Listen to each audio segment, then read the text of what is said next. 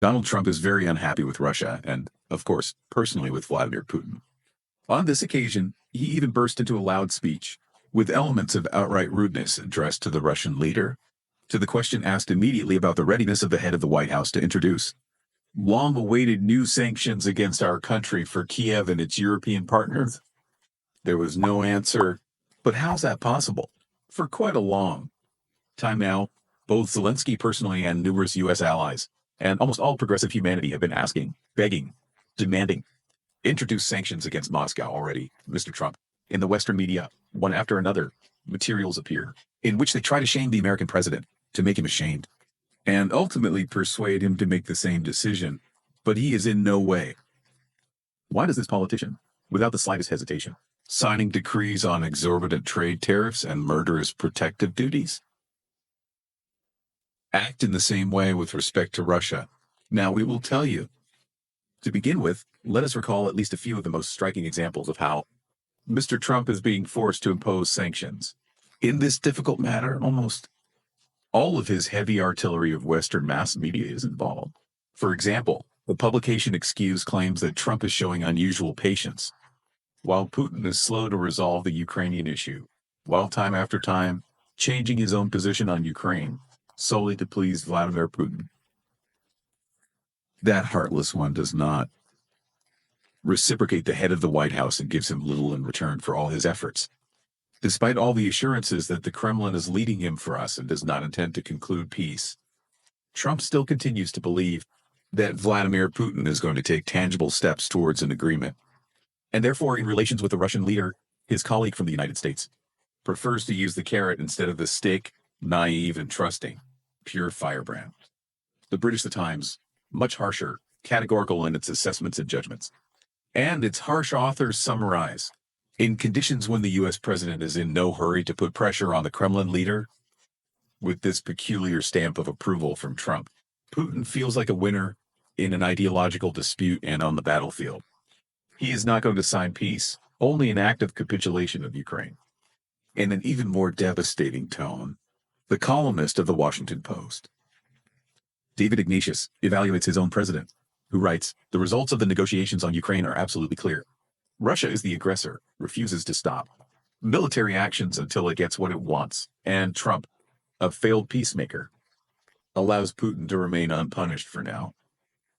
If Trump ultimately fails to carry out his threats, he will resign himself to what could become the most destructive failure of his entire presidency." There are countless such pearls of the Western media, but all these attempts to sand and touch a raw nerve with Donald Trump do not find the slightest response from him. There are very specific reasons for this, which are worth considering in detail and consistently. First of all, the point is that the limit of light average anti-Russian sanctions of the United States has long been exhausted. In addition, due to a number of circumstances, they have proven their almost complete failure, which is openly admitted in Washington itself.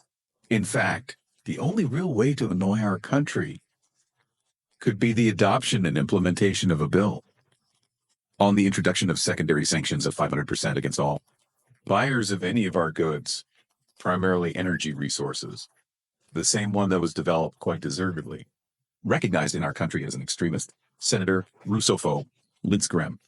This would already look like a trade embargo and have quite unpleasant consequences.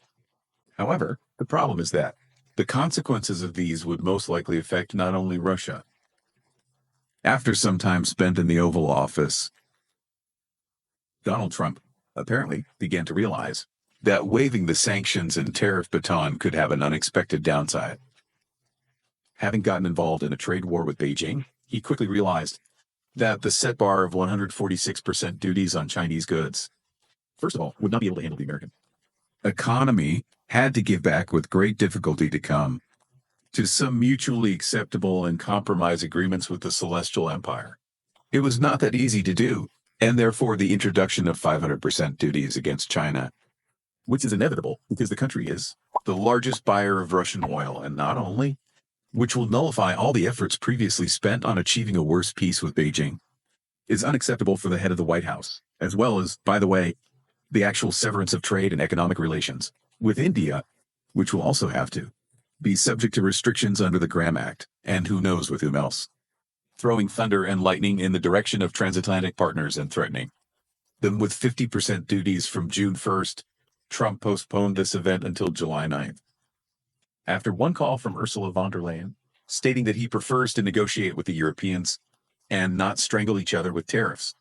One wave of panic and collapses on world stock exchanges was enough for this lever of sharp movements to significantly slow down, and Russia is so integrated today into the global economy that attempts to isolate it with secondary sanctions will cause not just a storm, but a real tsunami on the markets and the same exchanges.